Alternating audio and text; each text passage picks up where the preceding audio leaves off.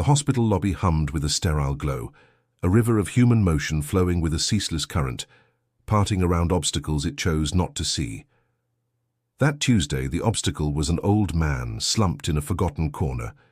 His frayed clothes spoke of seasons of hardship, his face a roadmap of a difficult life. A dry, rattling cough was swallowed by the busy waiting area.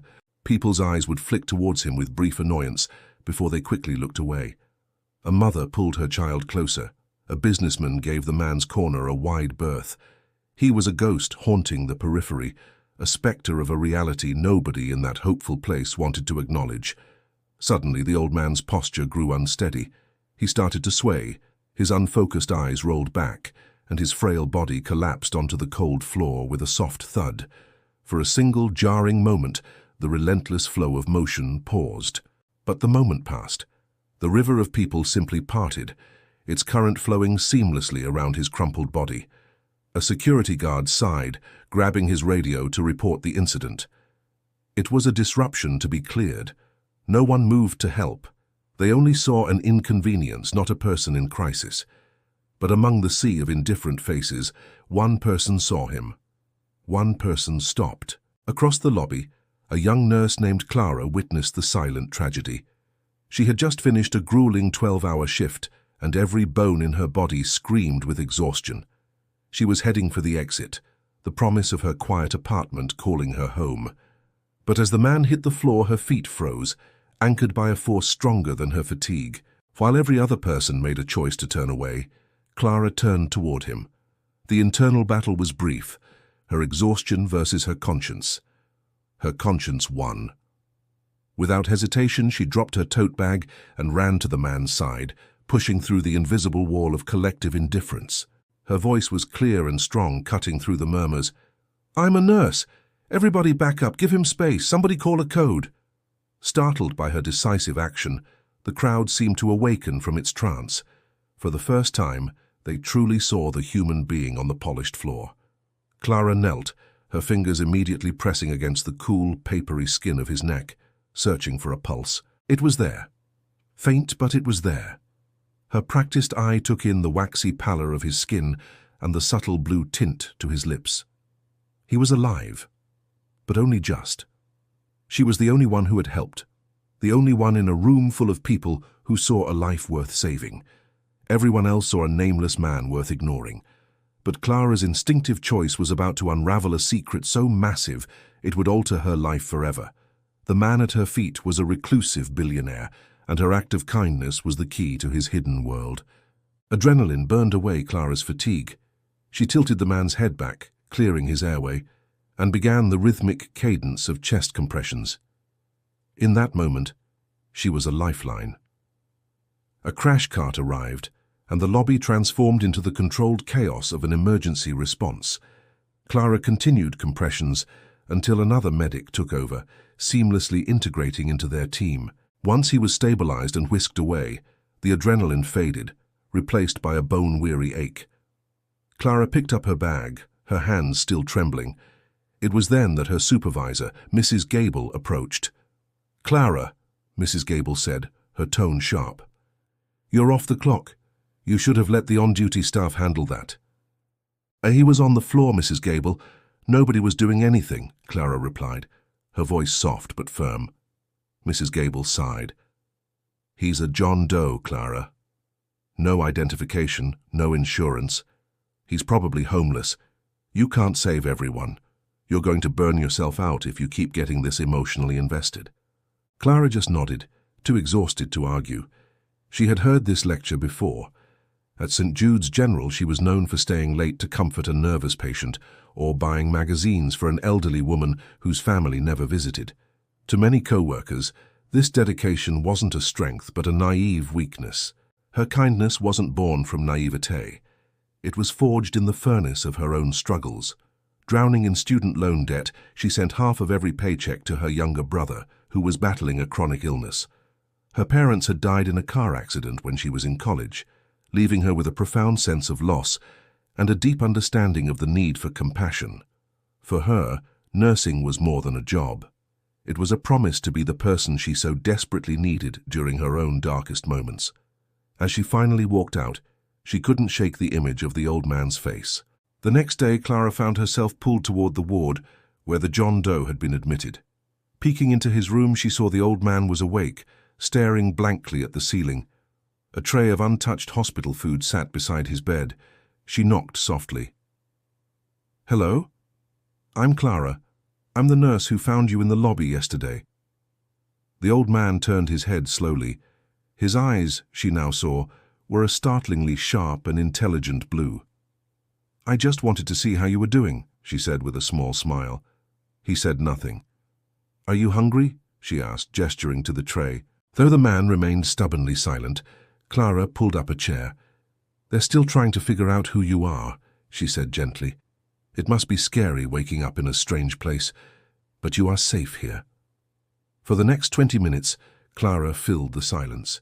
She didn't push for information. Instead, she told him about a funny thing a child on her ward had said and described the pigeon on her windowsill. As she stood to leave, his voice, rough from disuse, broke the silence. "Why?" Clara turned. "I'm sorry, what do you mean?" "Why did you help?" he asked, his sharp blue gaze locked on her. "The others, they just walked by." Clara thought for a moment. "Because you're a person," she said quietly, "and you needed help. It's not any more complicated than that." A flicker of surprise passed through his eyes. He said nothing more, but as Clara left, she could feel his intense gaze watching her. Over the next few days, she visited him on her breaks. The staff gruffly referred to him as Mr. Doe. He remained mostly silent, but he began to eat the food she brought him, a warm cup of soup, an apple from her own lunch. Her co-workers noticed. "Look at her, wasting her break on that vagrant," one nurse muttered to another. The cynical comments stung, but she refused to let them corrode the simple, unspoken bond she was building. After a week, Mr. Doe had become a problem for the administration. With no identification or insurance, he was a financial liability. "He's stable now," Mrs. Gable argued during a tense meeting. "He's taking up a bed a paying patient could use. We are a hospital, not a homeless shelter." Clara, in the room to give a report, couldn't stay quiet. "But where will he go? Discharging him to the street in his condition is a potential death sentence." Mrs. Gable shot Clara a withering glare. "Your compassion is admirable, nurse," she said condescendingly, "but it is not practical." The decision was made. Mr. Doe was to be discharged the next day. When Clara went to his room to deliver the news, her heart was heavy. He took it with his usual stoicism, but for the first time, she saw a flicker of fear in his eyes. That night, Clara couldn't sleep. She thought about her own financial struggles, but realized this man had absolutely nothing. The next morning, she walked to an ATM and withdrew $200, a huge, terrifying chunk of her meager savings. She found him sitting on the edge of his bed, in the same tattered clothes he had arrived in. She quietly held out a plain white envelope. He looked at the cash inside, then his sharp eyes snapped up to hers. "What is this?" "It's not much," she said, her cheeks flushing, "but it might be enough for a motel for a few nights." He just stared at her, his gaze seeming to look right into her soul. "You work long hours," he said, his voice a low rumble. "I see how tired you are. I see the other nurses with their new shoes." His gaze dropped to her own feet. "Your shoes are old," he observed quietly. "This money, it means something to you." Tears welled in Clara's eyes. She whispered, "Everyone deserves a little help." She pushed the envelope toward him again. "Please take it." He studied her for a long, silent moment, as if this were a final, crucial test. He seemed to be searching for any hint of pity, but found only genuine, selfless kindness. Finally, with an air of profound gravity, he gave a slow, deliberate nod and took the envelope. His rough fingers brushed against hers. "Thank you, Clara," he said. He had used her name for the very first time. Just as 2 security guards arrived to escort Mr. Doe out, a fleet of sleek black sedans pulled up to the curb. A team of men and women in impeccably tailored business suits emerged, silencing the entire waiting room. The group was led by a sharp-featured woman who strode to the front desk. "We are here for Mr. Arthur Blackwood." The receptionist stammered that she had no one by that name. "Check again," the woman insisted. "He would have been admitted as a John Doe 1 week ago." A palpable wave of shock rippled through the staff as Mrs. Gable hurried forward. "I'm the hospital administrator," Mrs. Gable said, her voice suddenly cloying and sweet. "We have it from here," the woman said coolly, just as the guards led a shuffling Mr. Doe past the front desk. The woman's eyes locked onto him, her composure crumbling into visible relief. "Sir," she said, rushing to his side. "Mr. Blackwood, we've been searching everywhere." The lobby froze. The frail, homeless man they had dismissed was suddenly the center of a vortex of wealth and power. Mr. Doe, or rather Arthur Blackwood, slowly straightened up. The transformation was astonishing. His shoulders squared, his chin lifted, and the frail old man was replaced by someone emanating an unmistakable aura of command. He gave the woman a slight nod. "I am fine, Eleanor. Just a bit of a detour." His voice was a clear, powerful baritone. He turned his gaze to the stunned Mrs. Gable, a cold fire in his eyes. "So you're the one so eager to balance her budget by throwing an old man onto the street?" Mrs. Gable's face turned a ghostly white. The name Arthur Blackwood was now spreading in frantic whispers. He was the legendary reclusive billionaire founder of Blackwood Industries. Clara stood frozen by the nurse's station, her hand clamped over her mouth. She watched as another suited man draped a luxurious cashmere coat over Arthur's shoulders. Through the chaos, his eyes found hers. He walked past his lawyers and assistants, ignoring Mrs. Gable's babbling apologies, and came directly toward Clara. "Clara," Arthur Blackwood said gently, and the entire hospital seemed to hold its breath. He held up the white envelope of cash. "I believe this belongs to you." Still in shock, Clara just shook her head. "No, please," she stammered. "I had no idea who you were." "That's the point," he said, a rare, genuine smile touching his lips. "You didn't know, and it didn't matter to you." He then turned to his lead associate, Eleanor. "See to it that St. Jude's General receives a significant anonymous donation, with one condition." His voice regained its command. "The funds are to be used only for the complete care of uninsured and unidentified patients. And I want a new wing established. It will be named the Clara Evans Wing for Compassionate Care." He then turned his icy gaze back to the terrified Mrs. Gable. "As for you," he said, his voice dropping to a lethally quiet level, "I suggest you update your resume. As of this afternoon, I am purchasing this hospital. Your employment is terminated, effective immediately." Leaving a trail of stunned silence, he gently took Clara's arm. "Walk with me," he said. He led her to a quiet alcove near the entrance. "I owe you an explanation," he began. "For years, I have been surrounded by sycophants who only want something from me. I grew so sick of it, I started to wonder if real, selfless kindness even existed anymore." He explained that he had walked away from his life to see what would happen if he fell.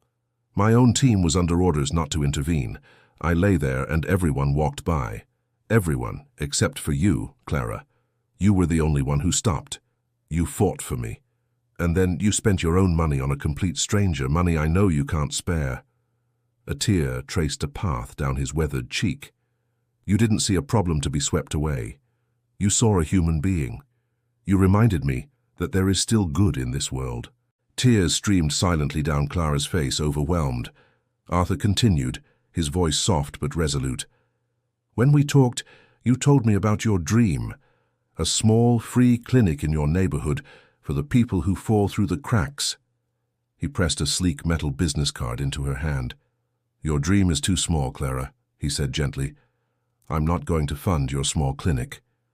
Her face fell for a second before he continued. "Instead, my foundation is going to build the most advanced community medical center the city has ever seen. It will be built in your neighborhood, and its services will be free for everyone, no questions asked," he explained. "And you aren't just going to work there, Clara. You are going to run it. You will be its director." He told her she would have a virtually unlimited budget and the power to handpick a staff who shared her ethos of compassion. "You will answer to no one but your own conscience," he finished. Clara stared at him, speechless. The thought was unimaginable, but it was becoming her reality. "You showed me that my faith in humanity wasn't misplaced," Arthur said, his voice thick with emotion. "You saved me, Clara, not just in that lobby." He gently tapped his chest over his heart. "You saved me in here. You reminded me what it means to be human," he said with conviction. "Now let me help you do the same for thousands of others." He had come to the hospital looking for a spark of kindness. In Clara, he found a raging, inextinguishable wildfire of compassion. The story of Clara Evans and Arthur Blackwood became a local legend, a powerful parable proving that the greatest rewards often come not from what we gain, but from what we are willing to give away. It serves as a profound reminder that kindness is a currency that never loses its value. Kindness is an investment in humanity, one that can pay dividends in ways we can't possibly imagine. One person's compassion didn't just save a single life, it planted a seed of hope that would grow to shelter thousands. Clara's story reminds us that you never know whose life you might touch, or how that single touch might ripple outwards, changing the world in the process. What did you think of Clara's incredible and life-changing story of compassion? Let us know your thoughts in the comments section below. If you believe in the transformative power of kindness, share this video and help spread the inspiration.